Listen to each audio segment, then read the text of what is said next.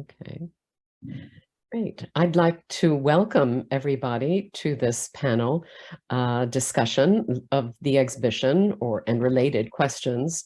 Sopio Gagashidze, who is a graduate student at Rutgers in the Department of Art History, will be moderating and introducing each of the speakers. The show Locating Georgia was a very long time coming. It was one of Norton Dodge's, the collection gathered by Norton Dodge and then donated to Rutgers. It was one of his real, I can say, almost obsessions. He very much wanted to have a major Georgian show. And for Dodge, that might have meant including every single work and covering every single wall in the museum.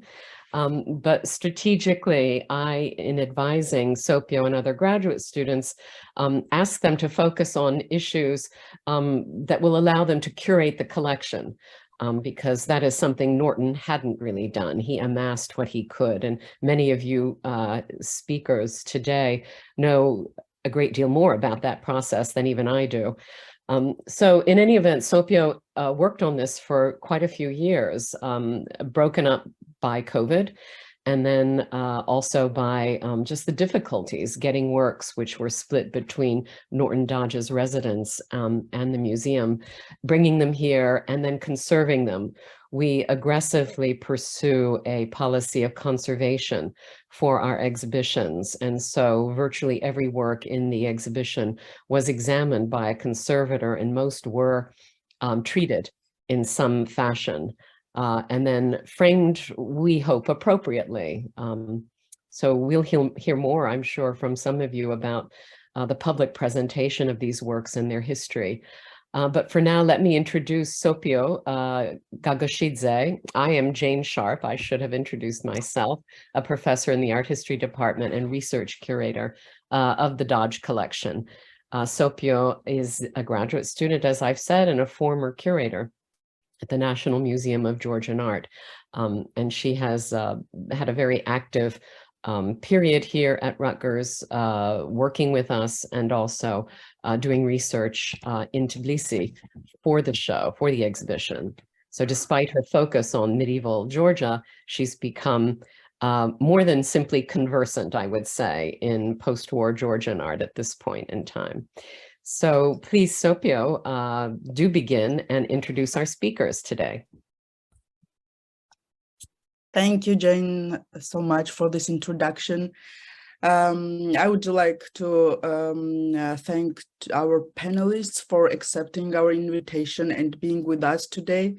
And I'm very looking forward to all the 4 presentations. So I also wanted to thank to the audience who are present here and who are watching us.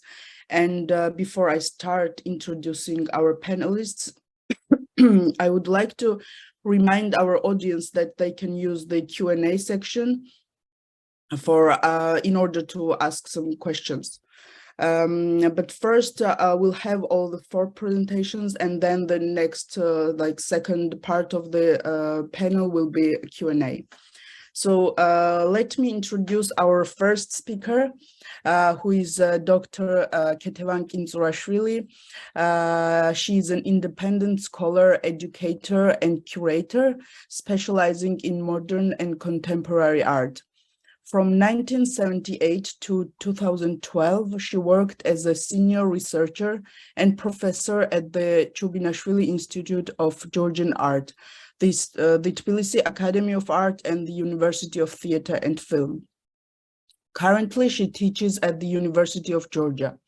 Her monographs on David Kakabadze, Kirill and Ilyas Danevich, Niko Pirosmani, Koka Ignatov, and other artists were published in Tbilisi, St. Petersburg, Warsaw, and New York. She has also authored a textbook on 20th century art. She has taught and conducted research work at Mount Holyoke College, Yale University, and Balliol College in the United Kingdom. She has received fellowships from the Open Society Foundation, IREX Scholar Exchange Program, Salzburg Global Seminars, Oxford College Hospitality Scheme, Fulbright Visiting Scholar Program, Goethe Institute, Polish Institute, and other organizations. She was also the speaker at the AICA 47th Congress in Seoul and the national curator for Georgia at the 12th Prague Quadrennial. Her curatorial projects include Maelstrom, Franz Marc, German Expressionism, and Modernism in Georgia. As an invited curator at the National Museum in Warsaw, currently she is preparing a monographic exhibition of Zygmunt Waliszewski. So please join me in welcoming Ketevan. Hello, everybody. Thank you for your introduction, for introducing me. So I have to start to speak about the, or yeah, you can share your screen. You will present other speakers. No, you can start. You can share your screen and.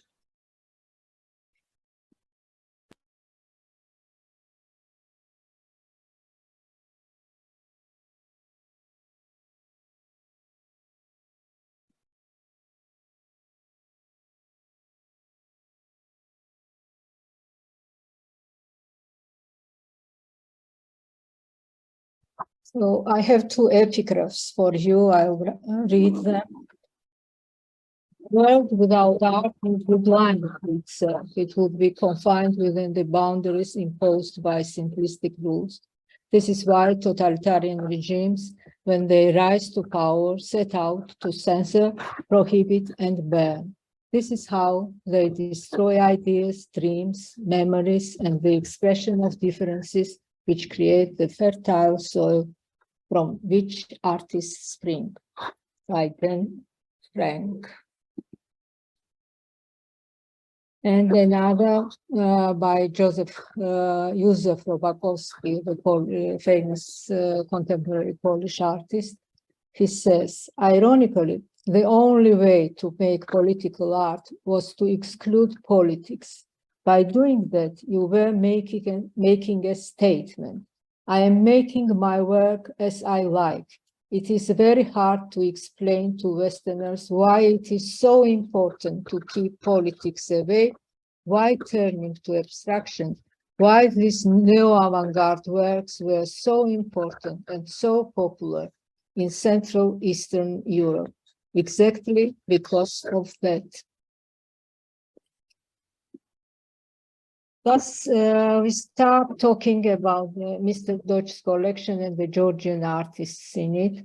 Personally, I learned about this collection for the first time in 1995 when I was in America for the first time, and I was lecturing on the Russian Georgian avant-garde art at Mount Holyoke College. One evening, the art critic, Irena called me and introduced herself over the phone.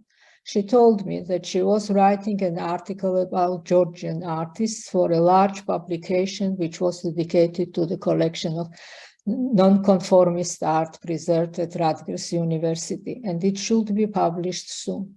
She asked me to read her article with my observations. I gladly agreed. This was an interesting discovery for me, especially since the works of many artists represented in the collection have been the subject of my research for years.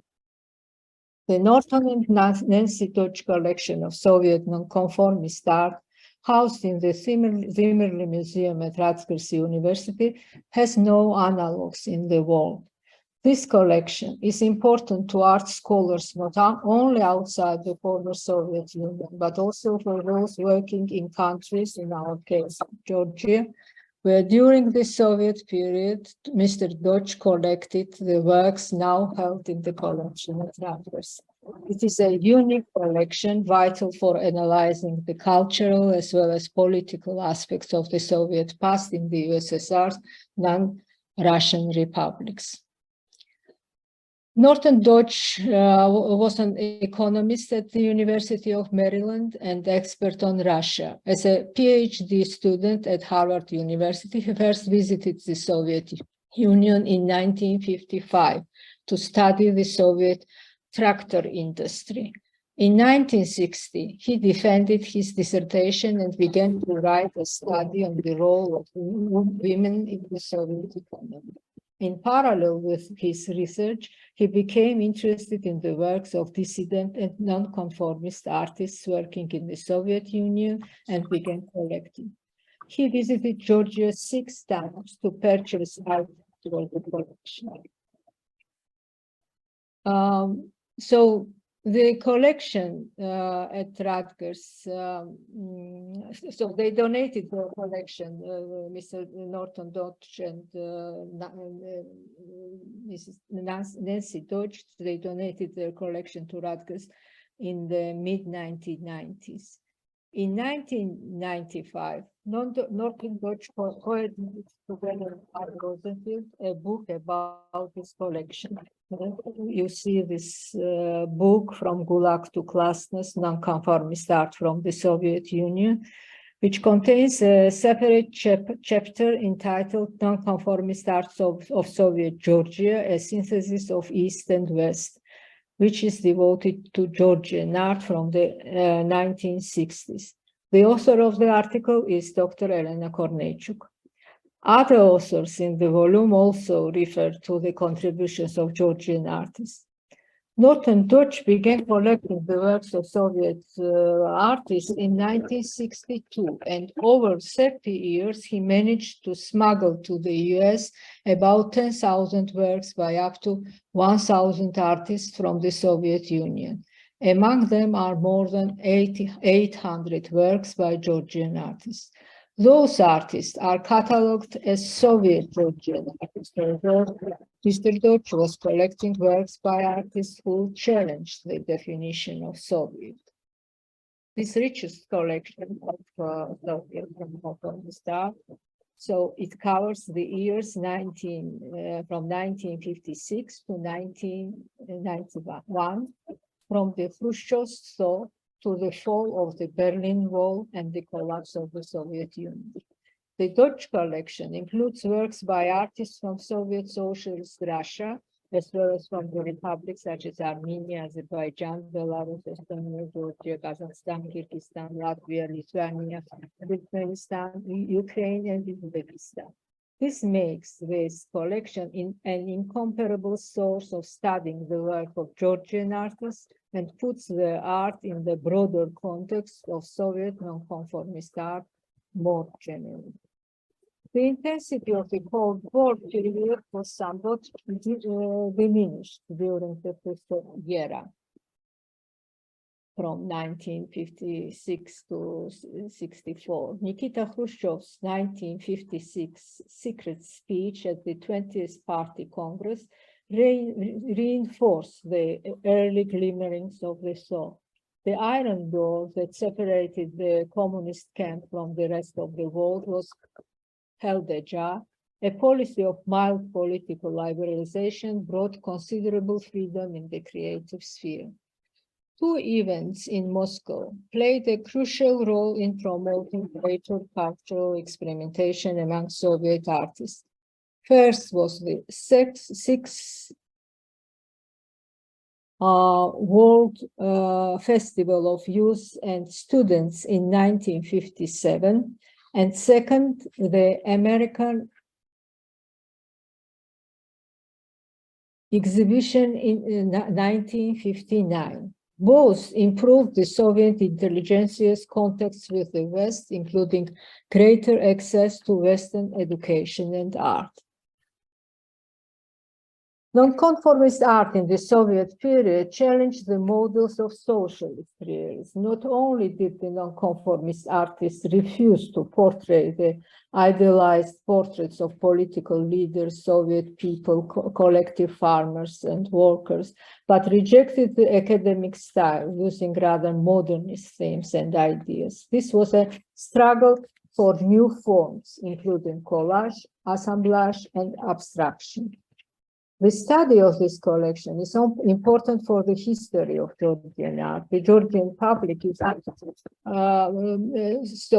given that Georgian artists are represented in the Norton collection together with nonconformist artists from other Soviet republics, there is an obvious opportunity here to discuss the Georgian contribution in parallel with what was going on the rest of the Soviet Union. This collection is a unique educational tool. In the collection are presented the artists from different generations, but they are all concerned with innovation and renewal. New creative principles connect them and their work. Some were more radical and defined, some less so. Some did not fight with officialdom, and others were officially accepted and successful.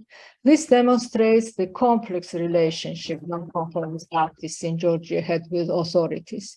Some were officially approved for Soviet styles of work, but rejected for their nonconformist aspirations. Many remained underground and only surfaced during the perestroika period. Some moved from painting to theater scenography, where they found artistic shelter and more opportunities to express themselves. Younger artists emerged during the perestroika period, and there was no interference with their creative aspirations, but they faced other challenges as the country transformed and remained in grave economic and social trouble, and many of them emigrated to the West. So the Dodge collection is a product of the Cold War, and this makes it especially valuable as a historical collection representing a specific era in Georgia's history. The Georgian artists in this collection, their biographies, their values, aspirations are all related to the political and social situation of the country.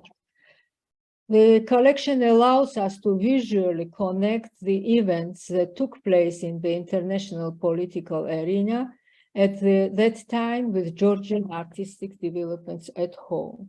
In this regard, the collection is of service not only to art historians and critics, but to scholars and experts in other fields such as history, cultural studies, Soviet politics, democratic development, nationalism, social issues, etc. Artists always show something that is hidden from the eyes of other people, and digging into the hidden helps us to reveal what is underneath. The collection of Norton Dodge can serve as an archaeological tool for revealing our near but already historical past. This collection is the richest material for the study of the Soviet system, including the lives of the Georgian and Soviet people, their mentality, and the connections we can trace from the Cold War era to the present.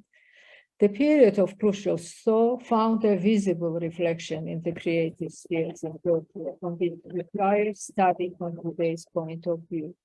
The collection created by Professor Dodge provides immeasurably great service in Georgian art.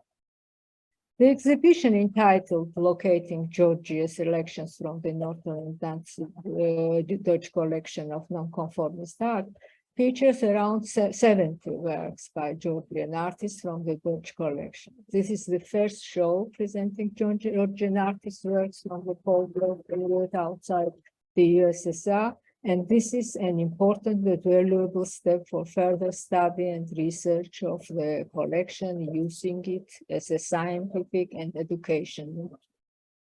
At the exhibition, we see works, most of them are made in 1978. The main part of them belongs to the so-called Pop-Art era in Georgian Soviet art and made with collage technique.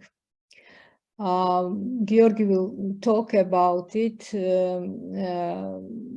and he will explain, I think, that the term pop art is conventional and we use it conditionally in relation to those works. because it was impossible to develop pop art in the Soviet Union, and there was no surplus products here, there, no private production, no one needed advertising, etc. Thus, there was nothing of the cultural arsenal that defined the emergence of pop art in the West. But I want to talk about something what is not presented at the exhibition, but is essential in relation to the collection and the history of Cold War art in general. I will return back to the secret speech by Khrushchev, Khrushchev condemned the cult of Stalin and laid the foundation for the era of de-Stalinization. This naturally marked the beginning of the era of liberalization and the slight thawing of the ice. The iron door opened slightly. At this stage, little information entered the countries of the communist bloc, which gave rise to the development of new trends in art. Artists often joke that during this period, they got 15% of freedom, but even this has changed a lot. It was born and became the basis for the emergence of alternative, other underground or non-conformist art.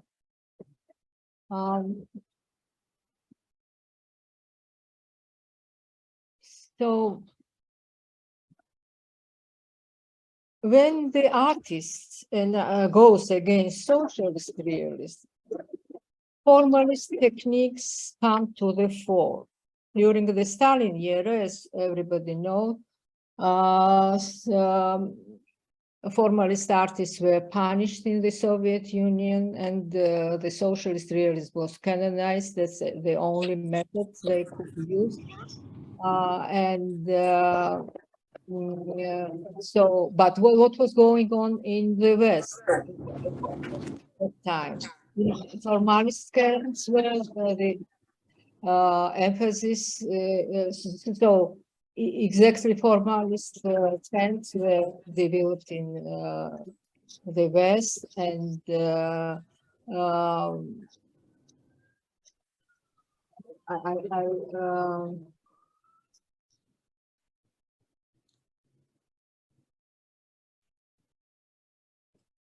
one moment, please.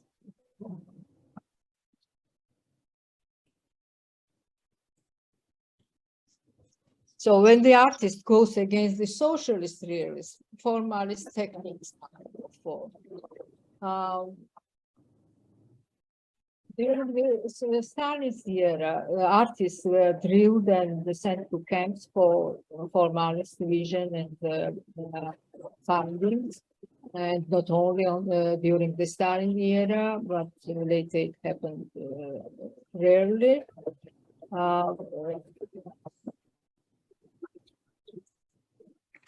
What was very important, I talked about the exhibitions, about the exhibition of American art in Moscow in 1959. And this was a very important event in the life of Soviet people. It was in 1959, the United States Information Agency coordinated this American exhibition that was sent to Moscow. During the 6 weeks that the American National Exhibition was featured at Sokolniki Park in Moscow, a similar exhibition was mounted by the Soviet Union at the Coliseum in New York City. The exchange was meant to be a major step toward building better relationships and improved understanding between the United States and the Soviet Union. The exhibition was also a tool of cultural diplomacy against the Soviet communist regime. The United States was selling its lifestyle and its philosophy of government to a people who lived under a totalitarian regime, intending to project an image of a free and peace-loving America in which citizens lived in comfort with all modern modern comfortable surroundings, devices, and so on. But what was the most important event? It was the section of the exhibition, the image art section of the exhibition.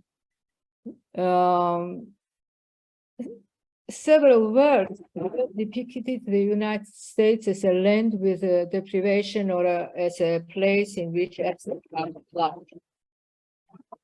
Something similar happened a few years earlier. In 1956, the American Federation of Arts organized an exhibition of 20th century American painting, which was supposed to go on a tour to Europe.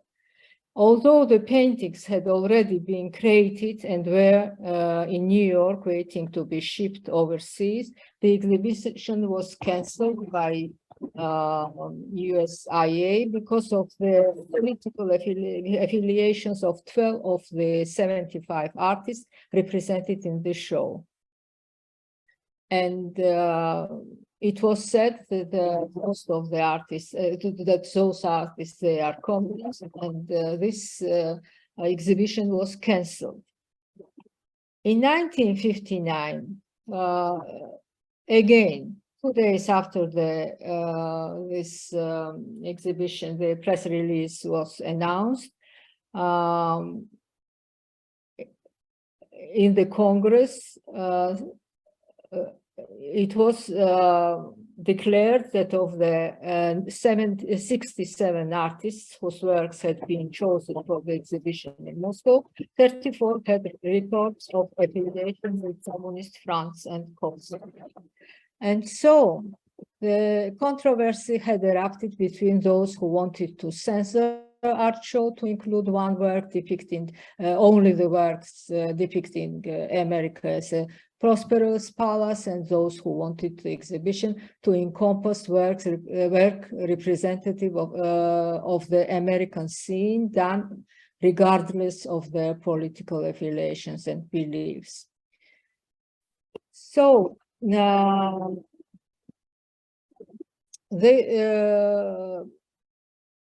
only the President Eisenhower decided this question, and he carefully refrained from taking any steps that would smack of censorship.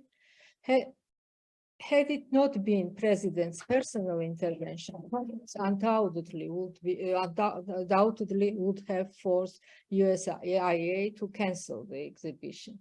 Finally, the art was one of the most popular aspects of the entire show in Moscow. Some 20,000 to 30,000 people waited to line each day to view it. And the Soviet visitors wanted to know what the official American art was, and they expressed surprise when they found out that there was none. The officials at the exhibition commented that the impact of the diverse styles was seen as not as a confirmation of communism, but as a stimulus to immigrate America. The Soviet visitors often seemed confused that American legislators referred to the abstract art as a communist art, while the official Soviet press condemned the same works as the degradation of capitalism. In one of why it is so much connected with the works of Georgian nonconformist artists? First of all, I want to show the work by Jackson Pollock, Cathedral, which was presented at the show in Moscow in 1959, which impressed people most of all. And so they saw that instead of works of this kind, the works like Pollock made, and this was a great discovery for the Soviet art, Soviet culture. One of them was a very famous Georgian artist, and he was famous for that time as well, Alexander Vanzelat. who this interview recalls that at the end of 1950s, this is his self-portrait. At the end of 1950s, in one of the newspapers published in Moscow, the painter came across an information on an exhibition of American painters organized in Moscow. The information was certainly of a critical nature. The article was appended a black and white illustration, which spectators were viewing some work of an American abstractionist. There was an inscription on the picture, a room of laugh, or the laughing room. And Banzeladze, for that time, knew nothing about either that artist or the artistic trend he represented, but the work drew his attention. It could be the work by Pollock or de Kooning or Roscoe or some others who were presented at that exhibition. And he was impressed, as he himself mentioned in that interview, that picture had taken his mind. He says that dissatisfaction with impressionism, which was allowed in the Soviet Union after Khrushchev's thaw, already existed in him. So this dissatisfaction with this trend. I could not actually stop, he said, and I was kind of driven by something. And that cartoon led him into new direction. He was attracted by color and its structured building with pictorial masses. He found his original path. He created minimalist abstract works like this square and many others, where he combines the abstract expressionist manner of painting with geometric abstract art, and he was influenced and inspired by Malevich as well, about whom he learned for that time a little. And although all these works, like by Malevich or other abstract artists, were prohibited in the Soviet Union in the 1960s and 70s as well, and in the 80s, we could see them at the exhibitions, in the galleries, and so on. And this is why abstract art is one of the most important trends, which is very important to know about it in connection with the nonconformist art in Georgia, and especially about Alexander Banzeladze and some young artists who were inspired by Banzeladze and who often gathered in his studio. Banzeladze was doing it for himself in his studio. Nobody knew about it, only a few friends and of course the members of his the closest people. So in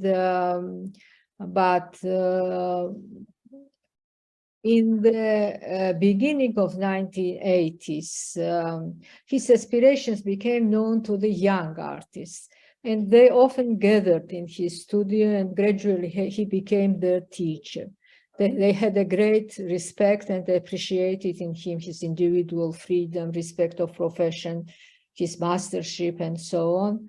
And so Banzeladze, who was famous for his as the designer of the book, the illustrator, as an artist, a painter, and a graphic artist, and he received many prizes and so on. He was absolutely unknown for everybody until 1987. When his disciples like Gela and Ilya Zautashvili, Gia Etzgueradze, Guillaume Galoblishvili, and Luka Lasarishvili, their works were presented in Moscow in 1987. So during the perestroika. And so again, abstract art played an important role. So in the late 1950s and the beginning of 1960s, it happened. It was hidden, but it happened. Besides Alexander Banzeladze, Gibson Huntadze worked in this direction and created his abstract expressionist works in late 1960s, 70s, and later. And only in late 1980s, we learned about it in Georgia and in the Soviet Union. And those artists, the young artists and Banzeladze himself, they became very popular abroad as well. And this is one of the most important chapters in the development of nonconformist, so-called nonconformist art in Georgia. And this exhibition was like a bomb for everybody. Why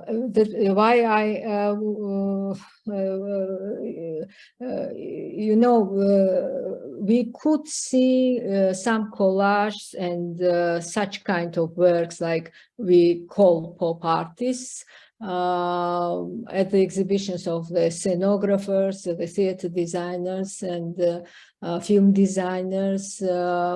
And we could see such kind of works until the perestroika period, but the totally abstract works, they were prohibited until then.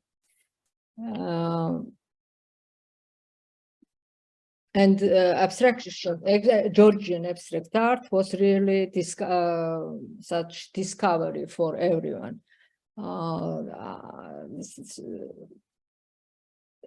Abstract art of that period. The real underground has risen in the surface. Now we see Banzeladze in his studio, and together with Mr. Professor Dodge and Irena Gorneychuk, and again they are together, and he's one of the works by Banzeladze which is presented in the collection in the Zimmerli Museum. So this is, I wanted to talk about something, what happened before the pop artist works appeared in Georgia and were created in Georgia and in the Soviet Union. So this was like Banzeladze. Again, I want to say that this was a very important phase in the development of art in Georgia and nonconformist art. And now I think Giorgi will continue this story about of nonconformist art in Georgia, and he will speak about pop art in Georgia, and afterwards maybe I will return back to some issues which I think is interesting in connection with this exhibition and with this period in the Georgian art. So thank you for your attention.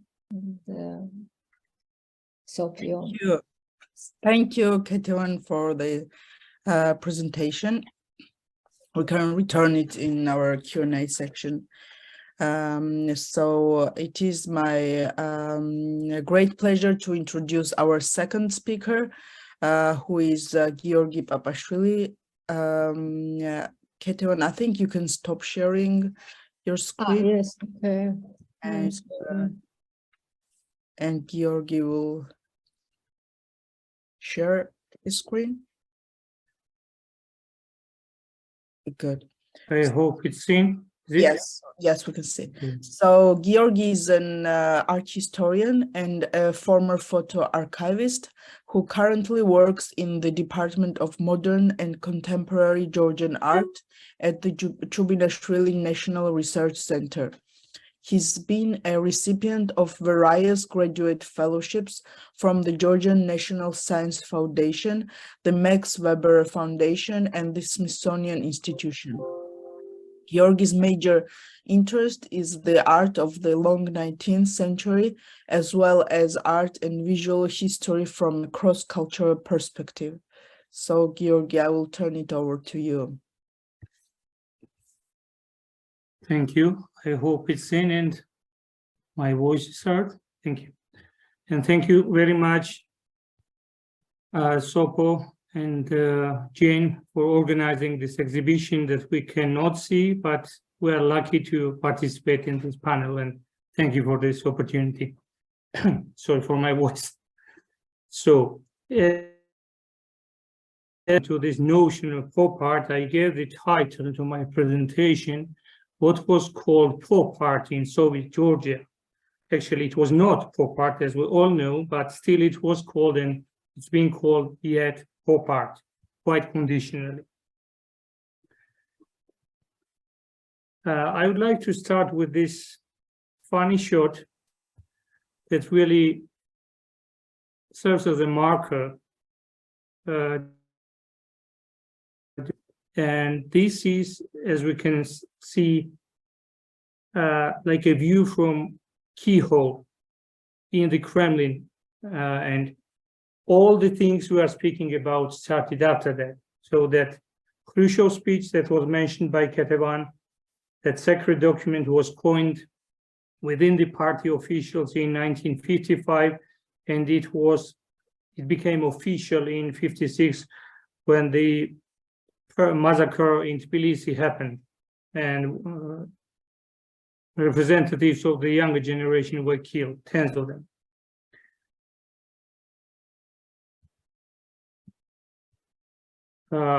We can also speak about some sort of Tbilisi or Tiflis culture, and in my understanding, Altovarazi was following this culturally and intellectually.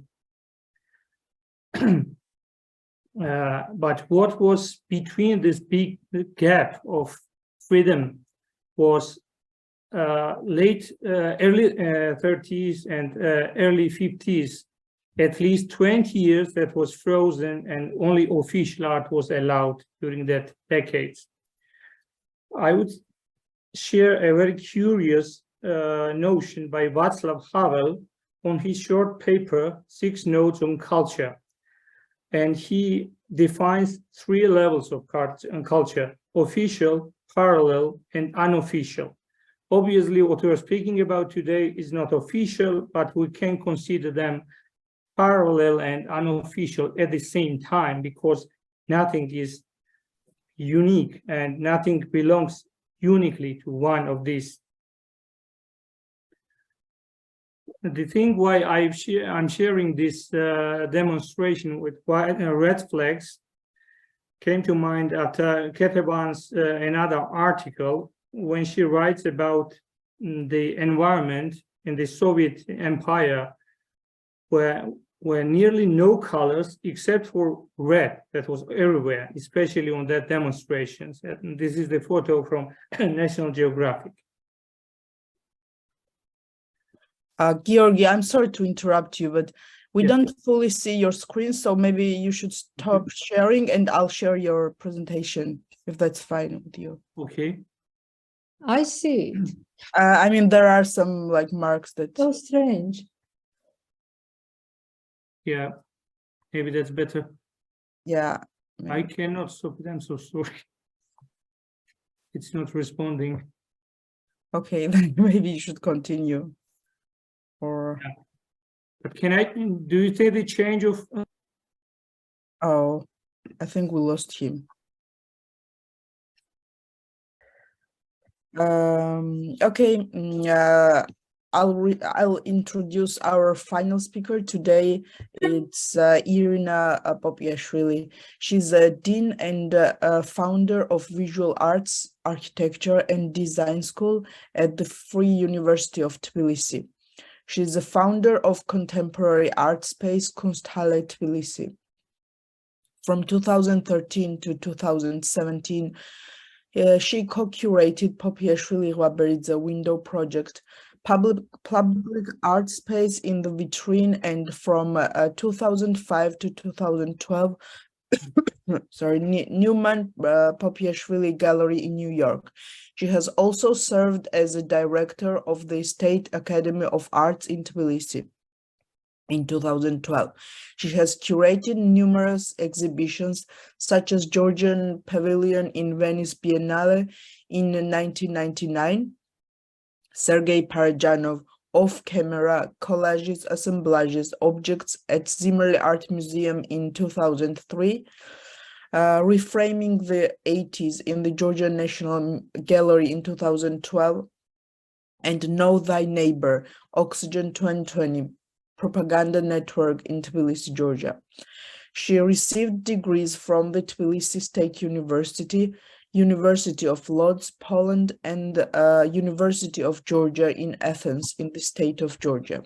So please welcome Irena. You can share your, oh, it's shared, so thank you. Hi everybody, and thank you all the participants for their interesting presentations. I'm going to talk briefly about the exhibition history of Parajanov and Ketevan and their legacy in terms of their interaction and their influence in Georgian contemporary art.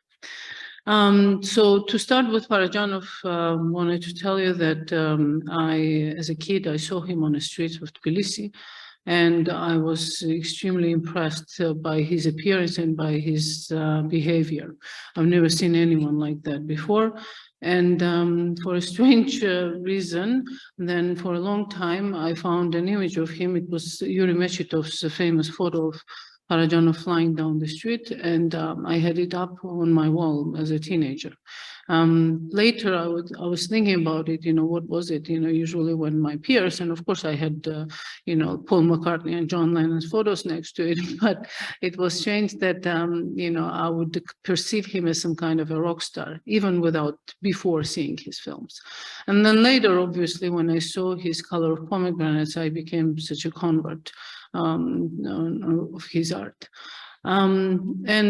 Just to show you a few images, this is a typical, what the cover or like of that period of the 70s, movie stars looked like on the cover of the Soviet film magazines. And there was nothing personal about them. It was kind of more or less, uniform appearance that they had. And, obviously it was something that, sort of also set Parajanov apart from everyone else. So much later, when I was studying at Emory, I was friends with James Stephan, who was writing then a Ph.D. on Parajanov.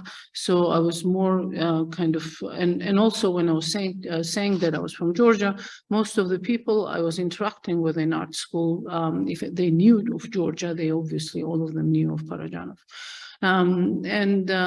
So later on, when I moved to New York and I started working as a gallery director for Joyce Goldstein Gallery, it was a gallery located in Soho, and she took an interest in my background. And so one of the first shows of Georgian artists that I did, it was a photo exhibition of Guram Tbilisi.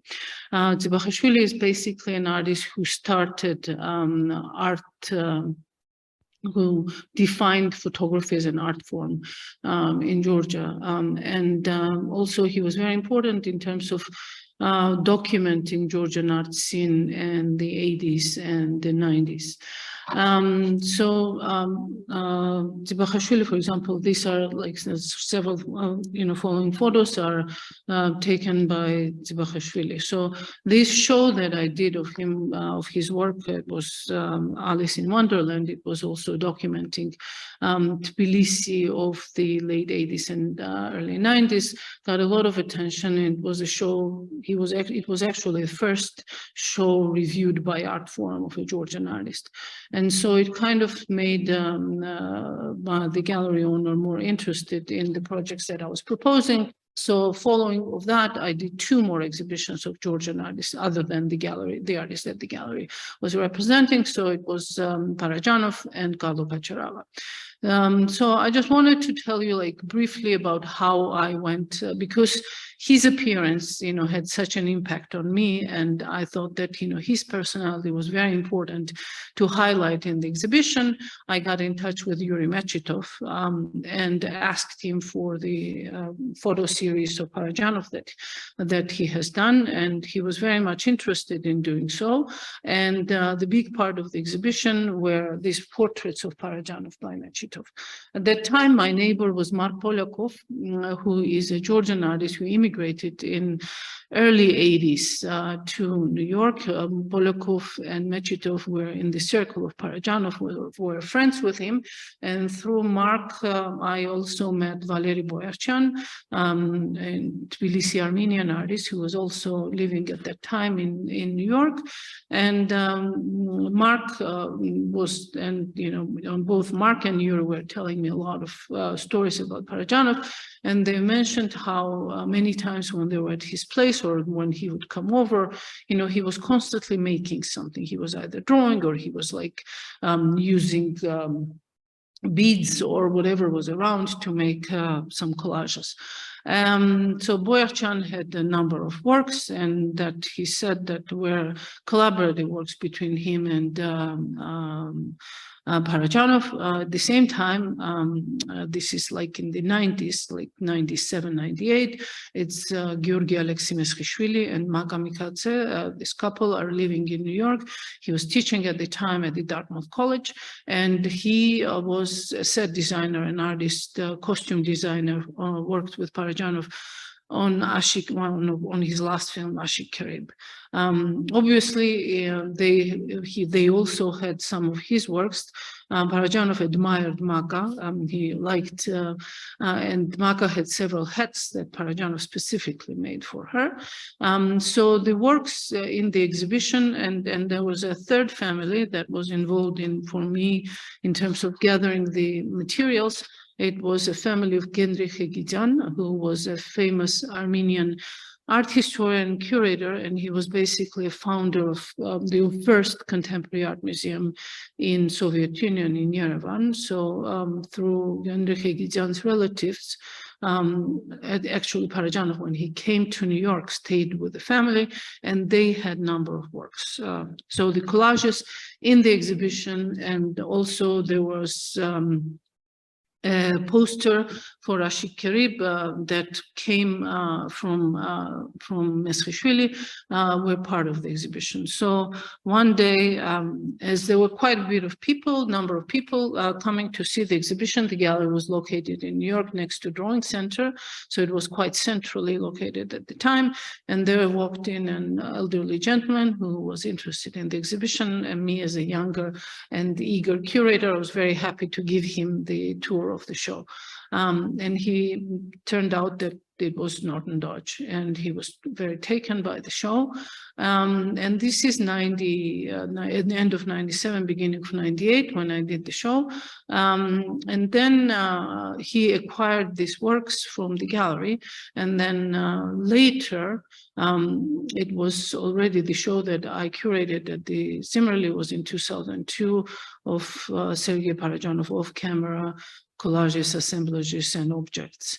However, when I did the show, I have to say that he has continued collecting Parajanov's work. So a lot of works that were in the collection at the time when I came to Zimmerli were not the ones that I knew of, and was, you know, him, I guess, sourcing and finding more works by him. One of the things was also in the show that I did at Zimmerli was the shirt.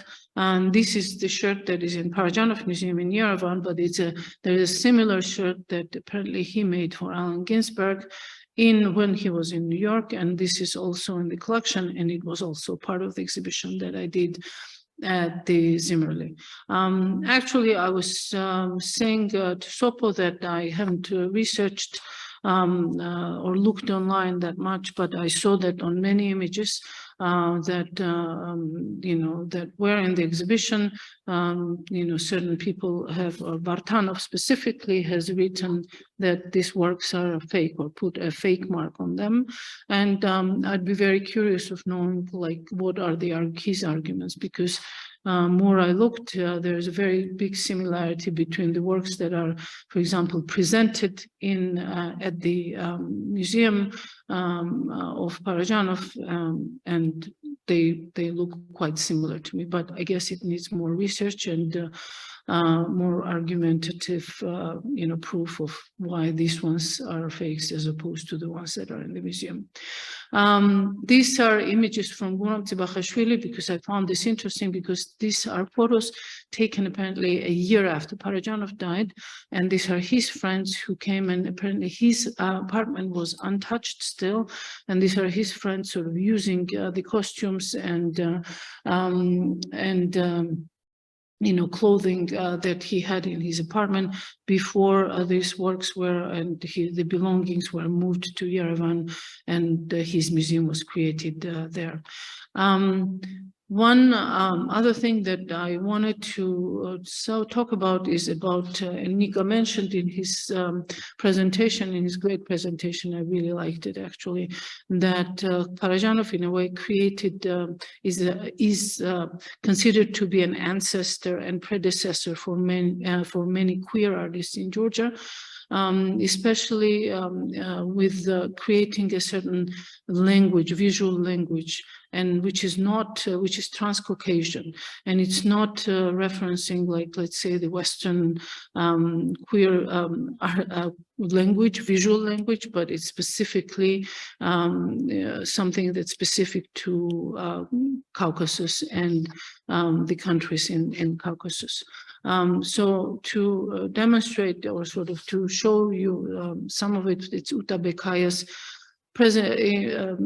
piece. It's basically the performances and the animated tableaus that he creates, and this was done in Tsinandali state in Georgia, and it was called Lover's Ritual, and this is kind of a tribute to Parajanov, and Uta's work, he sort of continuously uses sort of references his visual language, and of course, adding his own. He's a very interesting artist. He's based between Tbilisi and New York, and currently his work is up at the Kimball Arts Center, I think, until the end of November. And this is, for example, Uta's costumes for Beri Gaoba, which is like a celebration similar to Halloween that was done usually during in the fall, and he did the whole procession together with the movement theater that walked through this procession. It was very joyful and celebratory, and these people dressed up walked through one of the main streets of Tbilisi up until the old Tbilisi square called Rikle. So I wanted to switch to Keti Kapanadze and briefly speak about her, and I was thinking that there is an interesting connection between Parajanov and Keti Kapanadze, and it's Otario Seliani, because I remember I met Otario Seliani in the late 90s in New York when he was there doing a workshop at NYU, and then he was part of the New York Arts Festival. And when he learned that I was doing this, working on this exhibition of Parajanov, he told me, I have this terrible story about it, because apparently there was quite a scandalous fight that Parajanov and Seliani had at the Rotterdam Film Festival. And it was literally a fist fight. And then they didn't speak for a long time afterwards. And then Seliani told me one day, Giorgi Shengelai came to me and said, he's gravely ill, Parajanov, and I think it's time for you to come and see him. And when he went to visit him in a hospital, Seliani told me that Parajanov, the moment he saw him in the doorway of his hospital room. He said, "Ah, I must be really dying." But apparently it was still kind of humorous. He told me it's a humorous story because they did reconcile and did speak to each other. And Keti Kapanadze was in the leading role of Ottavio Seliani's film, Brigands, Chapter 7, that she did in 1996. She's also, I was speaking to her recently, and I told her that she's, to me, if I had to describe her to somebody who is not from Georgia, I would say that she's like Patti Smith of Georgian culture of that period, because of her kind of like underground culture presence, and also simply being the only woman in the late 80s who was making work and exhibiting together with the avant-garde artists of new avant-garde of Georgian art at the time, even though she was never part of the 10th floor group or then later Marjanishvili studio. She specifically says that she was not part of it because she never really liked to paint, and those artists, those group of male artists, they were all making large paintings. It's also interesting, this is her in 1991 outside of this gallery called White Gallery, together with Nikoloz and Nino Chubinashvili, Oleg Timchenko, and Keti Japaridze. And I wanted to show you, these are photographs by Guram Papashvili. As I said, mentioned to you, he was kind of a documentarian, an archivist of that period. And later on, when I did an exhibition of reframing the 80s in 2012, when I returned back to Georgia, the big part of the exhibition was this documentary photos from Guram Papashvili, because I really felt that sort of for the viewers, for the public to see and feel the zeitgeist of the period, it was really important to see how this artist lived and what was daily life like. And these are the pieces, the black and white pieces of Keti Kapanadze from 1980s, either from 83 and 84, because in 1997 I came to Tbilisi, I did a studio visit with her, and actually, before 97 actually, I collected a few of her works from her and took them with me, and these were this black and white series.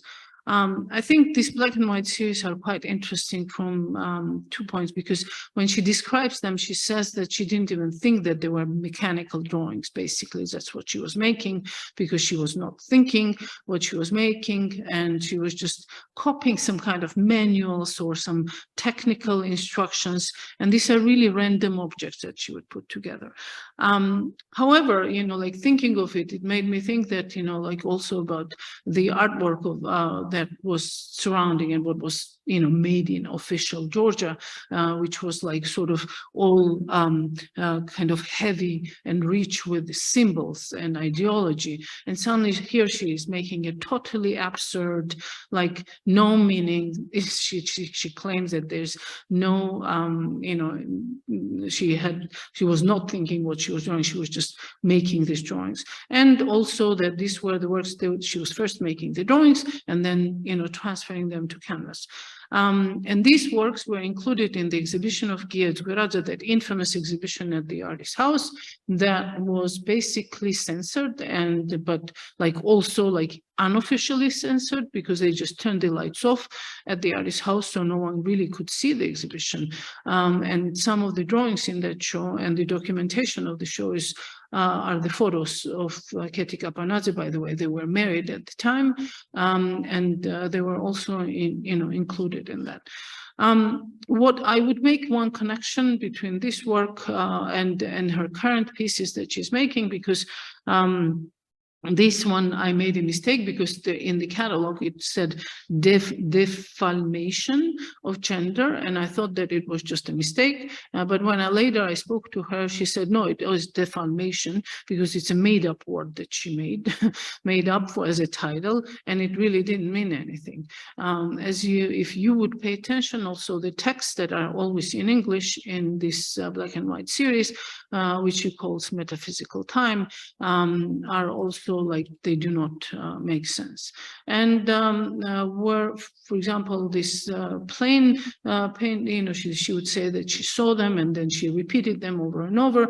But there's one interesting connection, because she there's a series of photographs that she made when she drew on the forehead of her cousin the two planes clashing, and then the sort of the portrait of death on her forehead, and then she photographed her, and they are very much similar to Rodchenko's photos of Lyubov Popova. This is the first exhibition, and I misspelled AICA, but anyway, this is the exhibition organized at AICA at the Expo Georgia, and Katie told me that this is the first exhibition that she was included in, and first exhibition she showed in Tbilisi together with the Georgian artists of Marjanishvili Theater and the 10th Floor Group. You see this like humongous paintings that they were making, and this is Expo Georgia is kind of the World Expo, a kind of a place in Tbilisi that was built in the 50s, and they had these really huge spaces, and mostly it was the first time when international curators and critics came, Western international curators and critics came to Tbilisi. And I remember that Kim Levin of Village Voice wrote up about, you know, their studio visits to these contemporary artists at the time. And these are the photos of Guramzi Papashvili from the period. You see in the front row Keti Kapanadze again here. This is the lecture that Flats, German artist, one of the first ones who came to Georgia and spent almost like a year there, and he did lots of performances. And it's very Cagean lecture that he organized when he didn't speak a word, and there was this huge crowd of young art critics and art historians, you know, who collect, you know, who went there in expecting some kind of like fabulous presentation by Flats, who just sat there quietly and didn't speak. And of course, he was also like visually was emulating Joseph Beuys, because he was, you know, clean shaven and was wearing like leather jackets and all that. These are like 91, 92 portraits of Keti Kapanadze with her metal work. And it's interesting because she started, and this is her daughter, now famous artist Anna K.E. And with the works that Keti was making, when she started embodying the works in metal. And you see that she was making these installations, but pay attention to that, because it's always in English, and it's basically, I would say that she's a forerunner, and she makes feminist work even without realizing or articulating or like theorizing about it, because that she's the only female artist working among and exhibiting among this you know, group of male artists, because later on when I did an exhibition of artists of the 80s, her and Leah Shvelidze were the only two female artists that I could exhibit in this show, or find the artists who were working at the time together and exhibiting with this group. I wanted to talk briefly about these paintings that are also in the exhibition right now at Zimmerli. And I spoke to Keti about it. It passed by city of Ouagadougou. This is almost like, you know, longing for travel. And she's 97 and she longs to leave the country and go somewhere far. And I paid attention that it's done on artificial leather. And in a weird way also, I would say that because of the still life, and because also that the image looks a little bit like something seen from the train window, and a mirage, which is also like, you know, whether it's real or unreal. And the fact that she's making it on an artificial leather, there is definitely something Pirosmani-esque in these works. You know, this one as well is this mirage-like landscape. I'm saying this mirage because later on it repeats in her work, in the series of work that are called Fata Morgana, and that were done in the West when she started living in Paris or in the West, that she would make these photo collages of like apparitions, and it's kind of reverberates with this work. This is the banner for the exhibition that I did at the Georgian National Museum, that Keti's work also was involved and was exhibited there. And this is her piece, painting, together with some of the documentary photos of the period. And I want to finish up with the works because she never really used the Georgian alphabet with the metal work. And this is the recent show, two-person show, Me and You and You and Me, where she exhibited with a young artist who is a graduate of VAD. She was my student. And this was an exhibition presented at the gallery called 4710. And I loved it because it's even, she switched to Georgian, but it's unreadable Georgian. I could not really make sense of it, but I still appreciate that she, after coming back to Georgia, or even she's teaching at VATS, that she did this text, and she was telling me I could give you the transcript of it. But I think that, once you, like, if it's you would read this transcript or not, when you're seeing it, and it's in Georgian lettering, I'm kind of, I'm happy with it. I don't need to read it in a way like how I had to read, like, embodiment of, it's almost the embodiment of Georgian language. And one last piece is this one that is up right now still. It's at the Writer's House. It's an exhibition that Monika Cheikova from Czech Republic curated. But this is, she did a piece called The Mother Tongue, that was together shown in Germany in one of the museums. And this one is in Georgian, and it reads Dedaena, mother tongue. And I love the way she, in this case, like, started using Georgian lettering in her current work.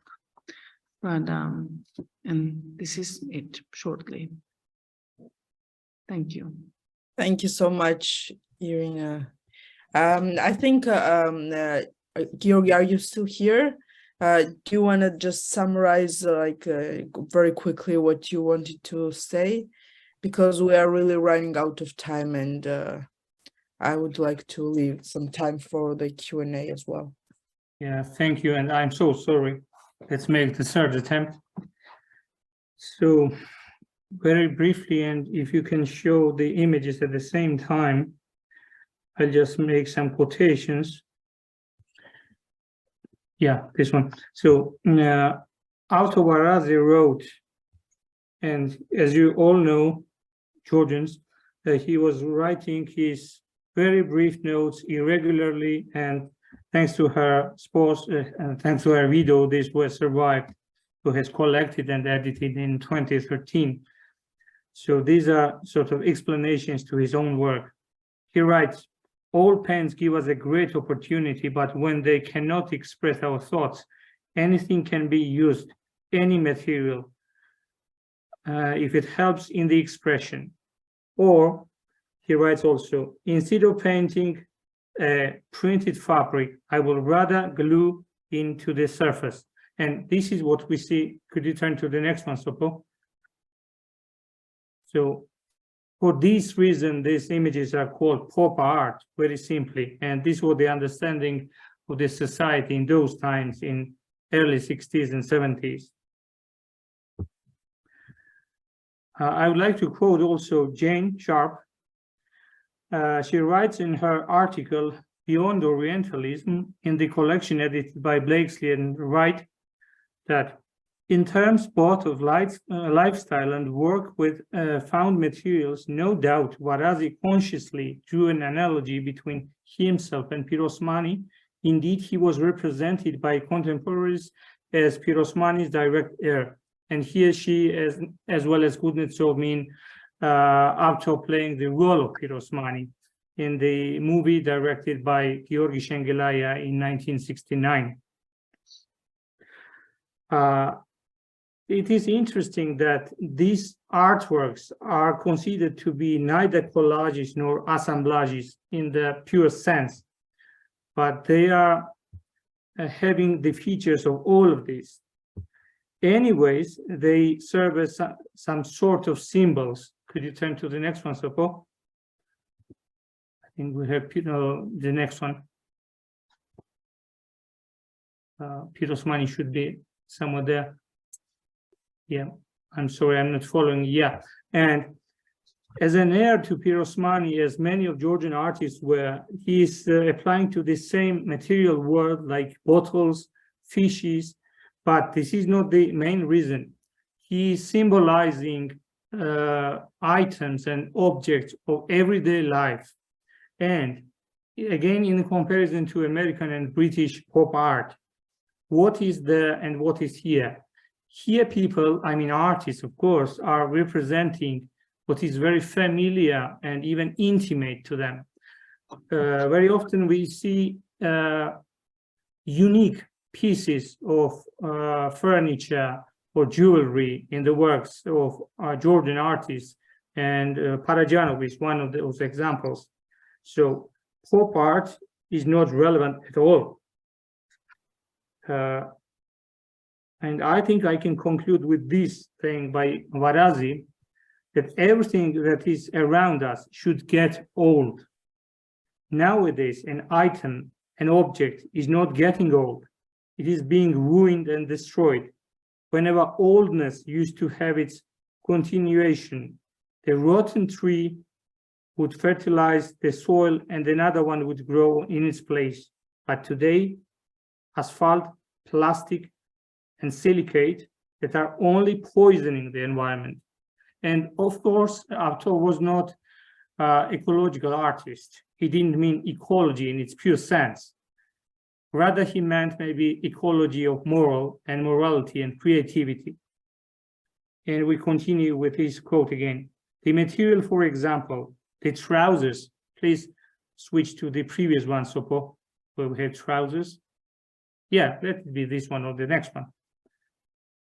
The material, for example, the trouser, should not be destroyed, but keep its materiality and transform into a bull, horse, etc. But when the material loses its texture, what is the need of using this? In my understanding, it's quite funny that Nodar Janberidze, who was a party official and art historian from time to time, it was his changing role, wrote a book in 1989 called Quest and Tradition, and it has a brief essay spanning from 1920s to around 1980s. And we read that when dealing with the works of Georgian avant-garde artists, one gets an impression that they're trying to catch up with what they had omitted from the well-known arsenal, he means visual vocabulary, of 20th century art. However, there are works that demonstrate attempts to assimilate, transform, and absorb this trend, taking local peculiarities into account. The influence of modernistic trends in Georgian art is observable, mostly since the 1960s, when already well-known artists Panzeladze, Humdadze create abstract pictures, while Avto Varazi, Otar Chkhartishvili, Amir Kakabadze have produced combined compositions based upon a Dadaistic mood. I said funny because he calls it Dadaistic, but what he speaks about belatedness, he doesn't mention the word belatedness, but I think he means this term that is very widely coined nowadays. I wouldn't say that it is belated, and it is quite simultaneous to European art, to the Western art in whole. But the most interesting thing is how these artists understand pop art in the terms and how they define this objecthood represented in their own painting. That makes it very different and unique, I would say, because if they would simply follow pop art in its pure essence, in its pure vocabulary, it would not be interesting at any point. And that's all. I'm so sorry for interrupting many times. Thank you. Thank you so much. I don't know, we should move to the Q&A, but we are really running out of time. So I wonder, Jane, if you would like to like? Okay. Let's see. Sure.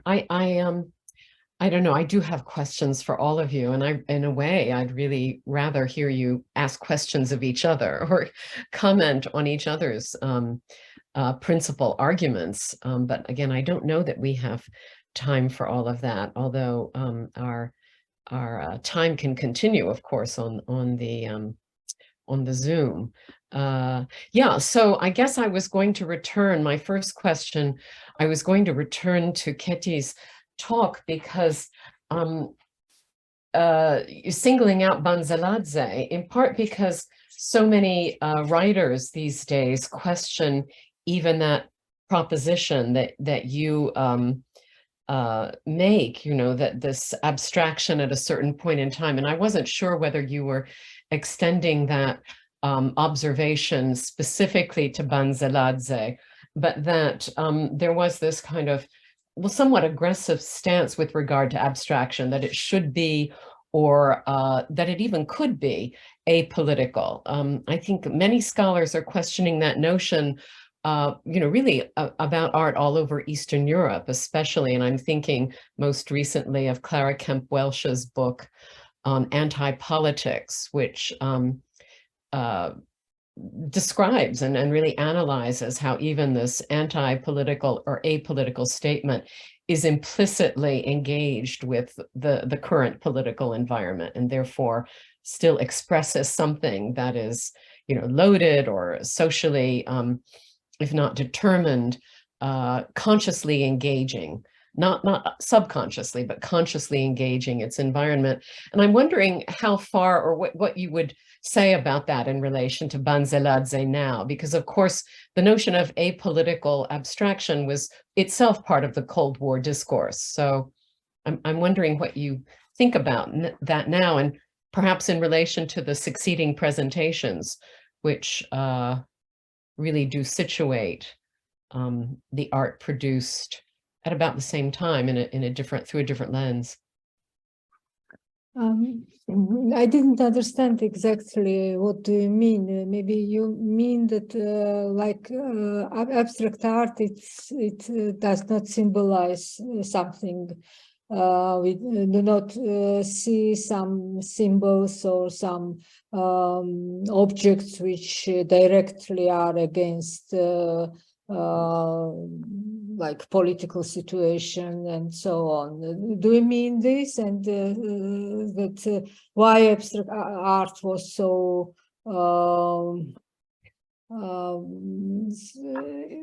so in my mind, and as I remember all this, abstract art for that time, it was like a weapon which was directed against the political situation, against the government, because you know, I thought about it and I wanted to talk about it, and then I thought I took too much time. That what we have in the artwork, what are the main components? Form and the content. So here we don't have any content, but this form itself, this gesture that the artist is doing something what is not allowed, and what it meant something very special and dangerous for the official people. Like they always, abstract art was prohibited absolutely during the Soviet period. It says much. So the artist, when the artist makes something which is, Banzeladze was absolutely honest in his work, but he did not show this work to anybody besides his close friends, like Iraglio Chiauri, the artist, knew about it, and very few people. So for him, it was like he was doing something what was against the situation, against the all I didn't understand exactly what did you mean, what you wanted to ask about, what... I just wanted to probe that notion because, you could say that his work, in as much as it anticipates, you could turn that in two directions, in as much as an abstract artist anticipates in the Soviet Union a negative reaction or perhaps censorship or something even worse, that they have a choice to, be provocative in some way. So to exhibit, to exist in the public sphere, or to remove their work from the public sphere and have just these apartment exhibitions or studio exhibitions. But that too is a kind of acknowledgement of the situatedness of the abstract work. So it can't be viewed as, empty of political reference or discourse. So I don't have an answer. I'm curious about to what extent that can be probed with Banzeladze or anybody else's work. So if any of you have thoughts about it, that would be interesting. Yeah, sorry, Irena. Not long ago, I think actually even like 2 or 3 weeks ago, there was a big show of Banzeladze in its foundation, Atinati Cultural Center. And they brought, works, large abstract works of Banzeladze from Paris. And that was his works because he traveled and he made works, apparently large works with Françoise Friedrich Gallery. And they brought it in and it was for the first time, shown in Tbilisi. And I personally saw for the first time his large work because I've seen like smaller pieces, but never the large ones. And then I was thinking because himself, like even making this kind of work was an act of defiance, and it was a political act. And the fact that he had those followers in Iliko Zautashvili and Giaz Guradze, because I knew of his name just because of his name, because Shura was there, like, I don't know, like guru, and he was a person absolutely admired by this artist. So in itself, I mean, thinking of the Soviet context, it was political what he was doing, to me and to my understanding. What do you think? Yes, of course, it was so. Yeah. It was he was acting so in this way. He was I saw those works. I am not in Tbilisi for a long time period. I had not seen this show, but I remember those works until they left for France. And I have even photographed those works. I have them in my archive, and they were very impressive. I think they were Paquita Escoffet's works. Sorry? Paquita. No, yeah, Paquita. Some of them are from Paquita Escoffet Miro, but some were from Françoise Friedrich, and there was another person, as far as I know, from the foundation.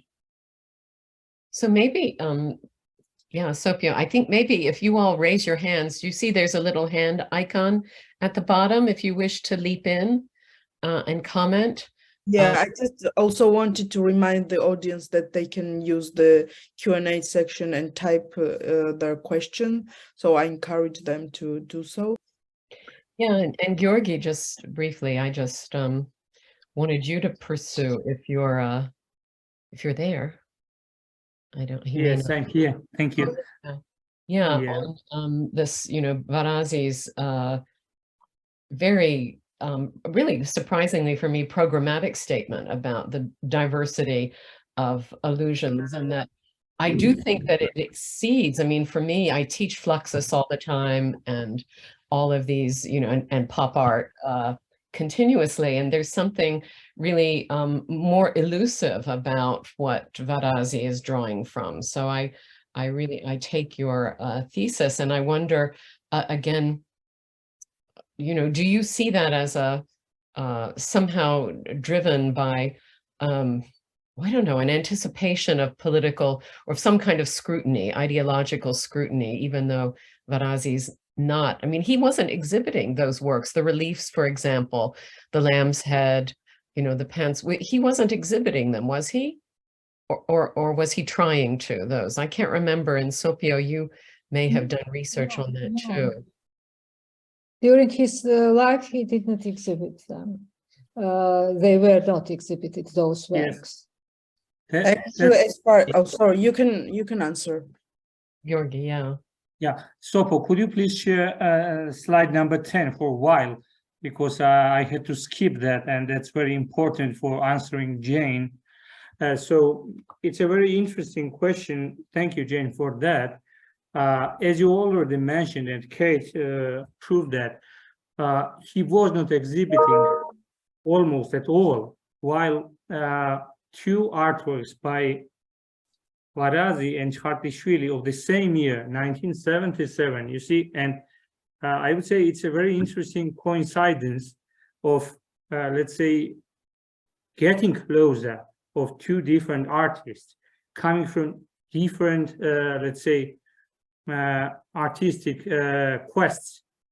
One from purely pictorial, that I consider Varazi, and Kintsurashvili, who was motivated, really motivated to create something non-conformist, to apply to object as such. Maybe I'm not expressing what I mean exactly, but these are two different artists getting close in this case, in this particular case, whereas they're different in their total creative work.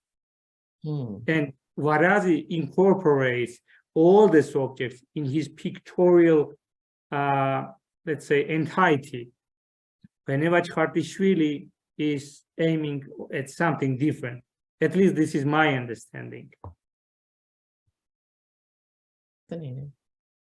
Yes, Sopia, I was.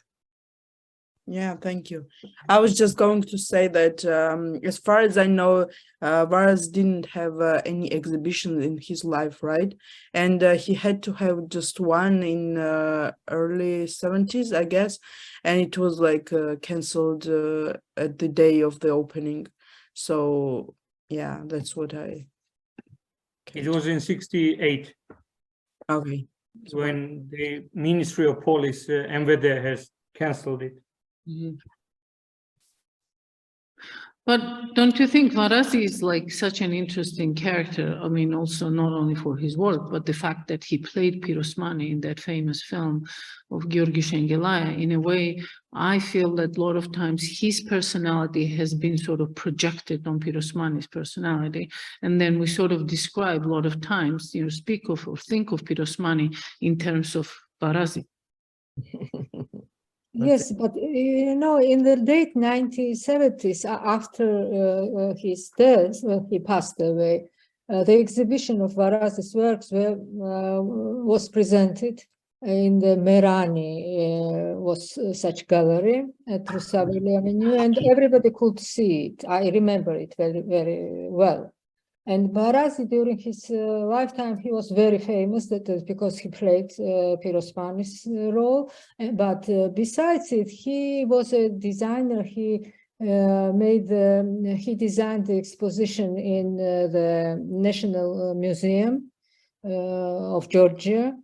And this Yeah, those my favorite cabinets for archaeology. One of the best, not one of the, but I think the best, Really best of that time. So And it's we funny knew because- him very well as a person who knew about his work, but we could not see all his works during his lifetime. And after that, it was possible to see it, to see everything. It's also interesting because Thea Georgiadze refers to Varazi designed cabinets in her work. Because she specifically looked at the design, and he also would put color in the back of on the back of these cabinets. And Georgiadze specifically uses, if you look then at the shapes of her work, that like shelves, they're usually done in the shape or like inspired by the Varazi designed cabinets. And we still have such shelves in the museum library of Critic, which is made by Varazi. Yeah, well, Critic, well, because the Museum of Fine Arts destroyed them. They were throwing them away, and then I went and I said, I called the museum and I said I would buy it because they were literally breaking them down in the yard. And I got one. I bought it from them with the permission of like administration, but I got one. So you bought it, you Yeah. did it? I thought you wanted to do it. I wanted, but I went and I thought, but they were breaking it down. So I asked them, you're going to take it out as a trash. Give me one. And they said, no, it has to be. And then I went through the administration and I got it. So you mean the cases from the archaeological exhibition? Okay, so it's from Janashia Museum. No, from the Museum of Fine Arts on Pushkin Street, that one. No. I think it was in Janashia Georgian. Museum, because I Yeah, remember. but they brought it over there. That's where they were breaking it down. Yeah, But maybe. that's what it is. But the exhibition was at Janashia Museum. and Yes, it's it's really okay. great. I remember that too. Yeah. So, But in Janashia, they still have it. So you remember it? Do you yeah, remember it? yeah. Oh, it was a great exposition, very impressive and I very think- clear and very well done. Hmm. Yeah, I was a very little child, but I still remember it. An art historian from beginning to end. And I remember that in the center there was this sand with the pottery, different kind of potteries, and I also, yeah, it was it was really nice to hear, to see something which was very different from the other exhibitions. So yeah, should we wrap up? I think so. I think that we could go on forever. Yeah. Yeah, I just wanted to thank to our audience who stayed with us despite all these technical difficulties. And also just I wanted to thank to Ketevan, Irena, Nikoloz, and Giorgi for being with us and for their amazing presentations. So Jane, I will leave it to you to close the Well, yes. So this is the end of our presentation, and I do hope that people will be able to come and see the show. It's just, I think, the first of many in the future, recurating and rethinking the art of this this period, based hopefully not just on what we have, but my goal in the long run is really to, of course, have loans and to move the works back to Georgia. You know, it'd be great to have a show that combined collections in Tbilisi. So let's just leave that as a positive future thought. Yes. And thank you again, all of you. Thank you. Thanks for having us. That was really Thank interesting. you, Thank you. Sofo. Thank you, everybody. Mhm. Bye. bye. Thank you so much, Jane. Thank you.